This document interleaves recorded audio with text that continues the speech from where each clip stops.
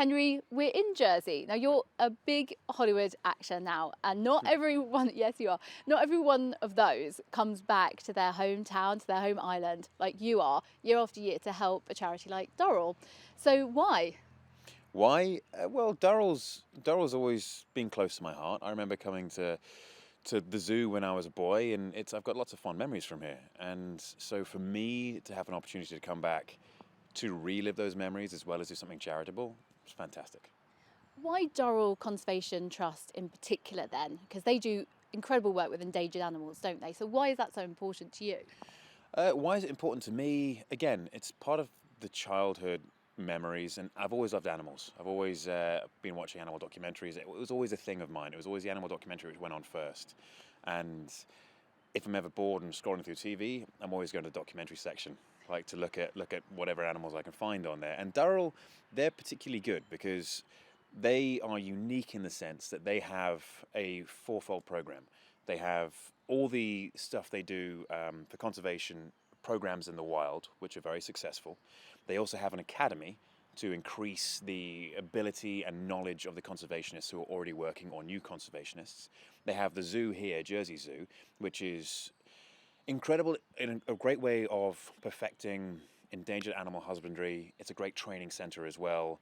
And from that, they can then work on conservation science and push that off to the scientists as well, who are helping with all those other programs in different ways. So they're very unique. They're the only ones who do that.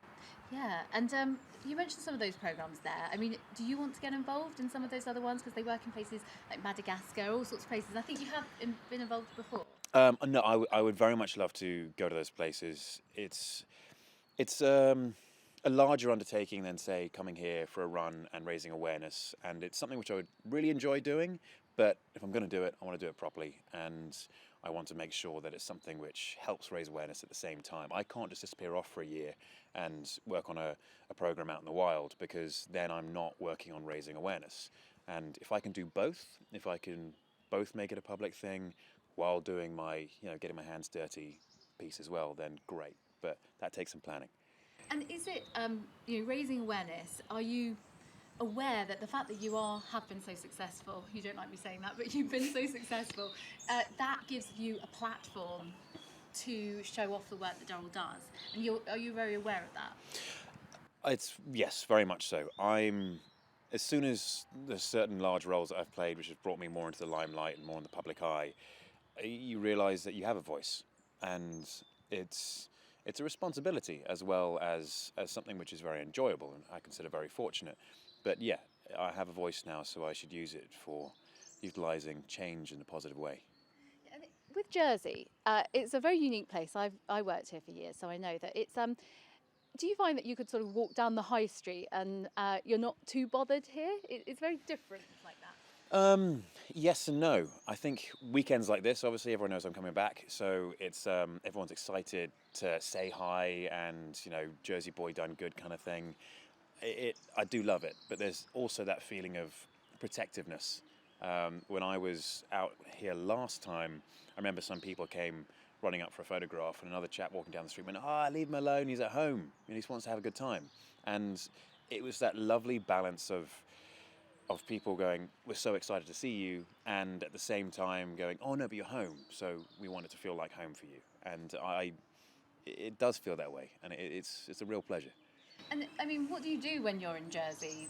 What are your favourite things to do? What will you do the rest of the day, or if you get any time? Well, haven't got much time today, but if I were to come back for a weekend in the summer, say, I would probably go down to Beauport Beach or St. Brillard's Beach and come here, actually. It's a really good spot to come, especially when it's sunny. It's really nice to hang around at the zoo and just see the island again, really, and then maybe stop off at a pub before going to bed. Always a good idea. Let's talk about the race. Yes. Fitness. A lot of people are very interested in your fitness regime. Right. Well, tell us about sort of how fit you are in terms of running. In terms of running, not very fit. No. I did 4 runs in preparation for this. I really haven't had that much time to fit the training in, and it was about 2 weeks ago where I thought I need to start running in preparation for this. I need to do something. It's difficult to fit it in But this run isn't necessarily about racing it. For some people, like Gemma and Dan, who came first, they smashed it. They had a really good time. I don't know if they broke any records or anything, but their time was incredible. They obviously require training and constant training, and that's very important. But for other people, it's about, certainly for me, I came with my family and my friends, and it's about us sticking as a group and just enjoying the sights, enjoying being back in Jersey, having a good chat. It's a bit of fizz as well. It is 13K, no matter how slow you run it, it's 13K. And it's about having the enjoyment of the thing. So training for me wasn't a priority, nor did I have the time to actually do it. Did you ever think when you were younger you would be coming back to Doral as an actor and doing this? I mean, because when you're little, you dream about, lots of people dream about being a famous actor, and you've actually done it. So is it strange? Definitely strange. Yeah, I didn't think that I would be coming back to Doral as an actor who'd played big roles and was in the public eye and stuff. I definitely didn't think that. And it is very strange to be back here. It's a bit surreal because every time I do come back here, I have a real anchor into my childhood. I have a lot of visual things to help with bringing great memories back and a lot of emotion memory as well.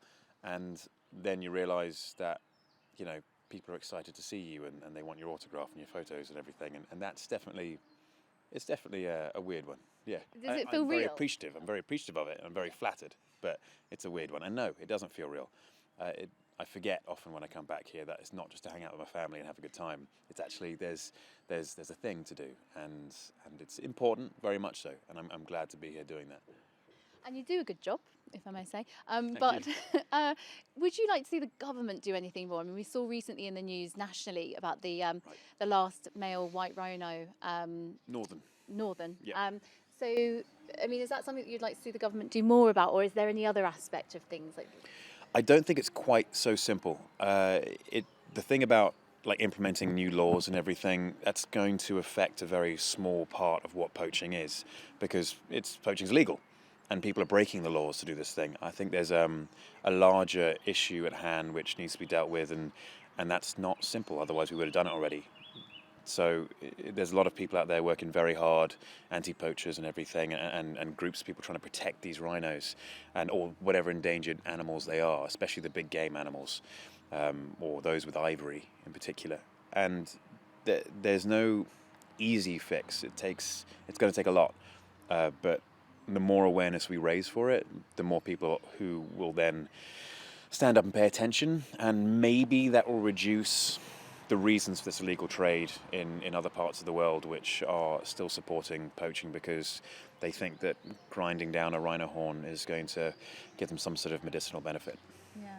And animals are very important to you because you have a dog, don't you? I do. Called Cal, who I thought was called Bear, but apparently they're linked. I call him Bear because he looks like a bear. I also call him Pig because he sounds like a pig sometimes.